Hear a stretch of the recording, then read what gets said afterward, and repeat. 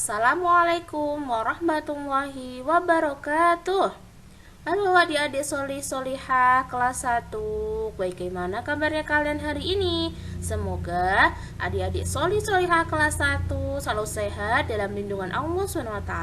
Dan semoga kalian selalu semangat ya belajarnya.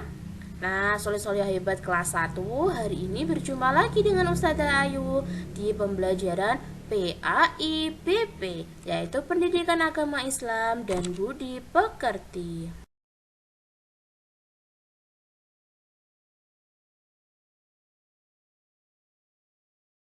Sebelum kita memulai pembelajaran pada hari ini, kita awali dengan berdoa dulu ya solih-solihah hebat kelas 1. A'udzu billahi minasyaitonir rajim. Bismillahirrahmanirrahim. Rabbi zidni ilma warzuqni fahma. Amin ya rabbal alamin. Nah, hari ini di pembelajaran kali ini kita sudah sampai ya solih-solih hebat kelas 1 di bab 2 atau pelajaran 2, yaitu tentang Aku Cinta Al-Quran. Sekarang mari kita amati gambar berikut ini. Kira-kira dari gambar ini apa sih yang bisa dapat kita simpulkan?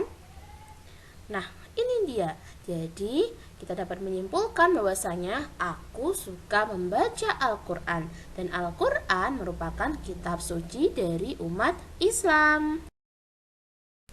Nah, pernahkah kalian membaca basmalah? Pernah?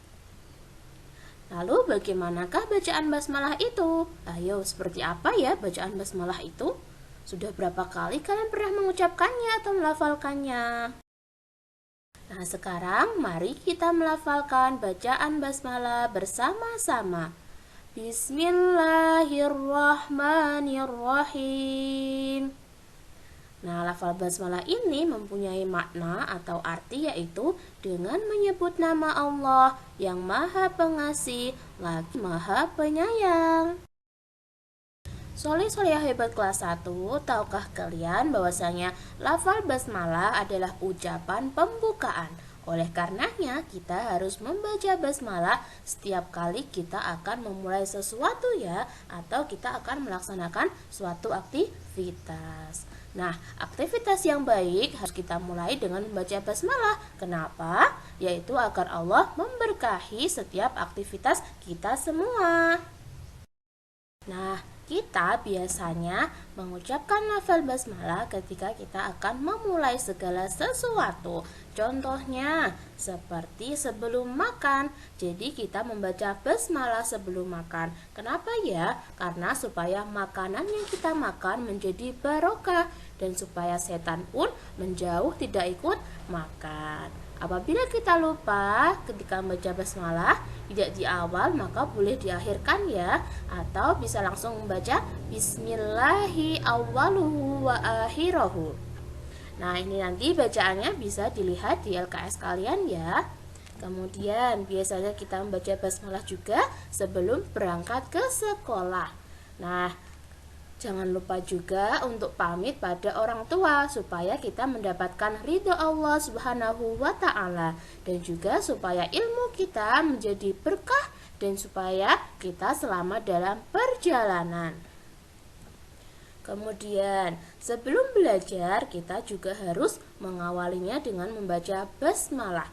Nah, belajar ini adalah kewajiban kita sebagai penuntut ilmu. Belajar itu bisa kapan saja ya, solih-solihah. Nah, belajar itu akan membawa manfaat bagi kita semua.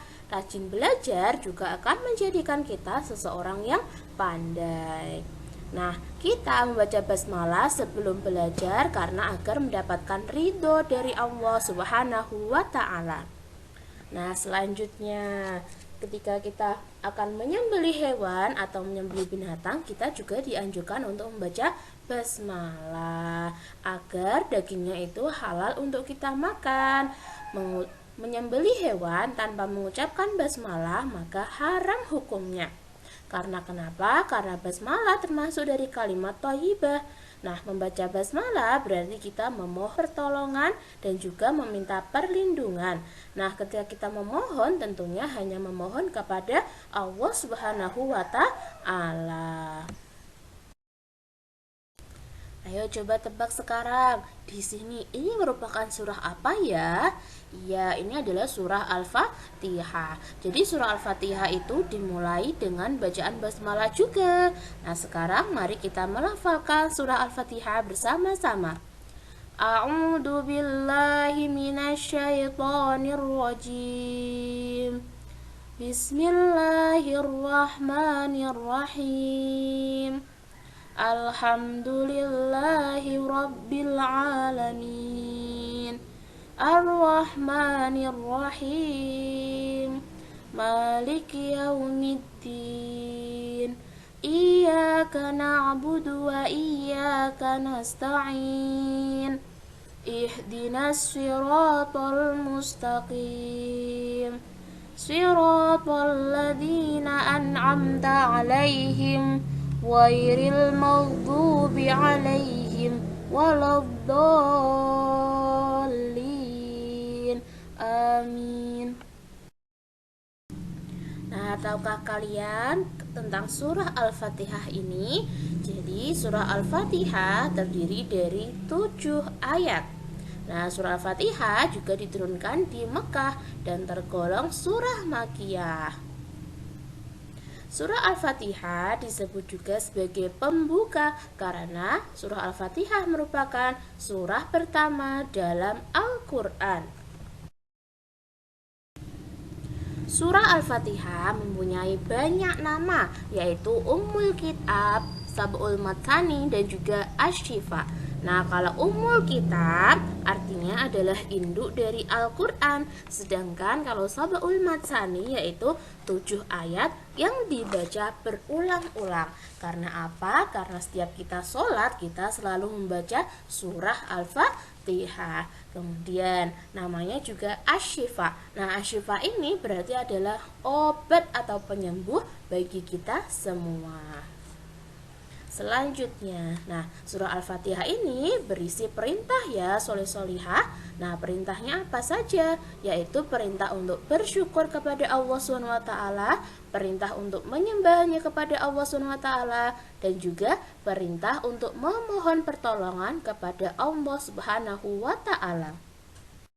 Nah, kita sebagai seorang hamba Allah, kita juga harus selalu berdoa kepada Allah Subhanahu wa taala. Karena apa? Karena supaya kita dibimbing ke jalan yang lurus dan juga supaya kita terhindar dari kesesatan. Dan tahukah kalian bahwasanya Allah Subhanahu wa taala adalah penguasa hari kiamat. Oleh karenanya kita juga harus selalu berdoa kepada Allah, memohon hanya kepada Allah, tidak boleh kepada selain Allah. Solih-solihah hebat kelas 1, sampai di sini dulu ya pembelajaran kita pada hari ini. Semoga apa yang kita pelajari pada hari ini bisa bermanfaat untuk kita semua. Amin. Oke, sekarang mari kita tutup dengan bacaan hamdalah bersama-sama. Alhamdulillahi Rabbil Alamin. Wassalamualaikum warahmatullahi wabarakatuh.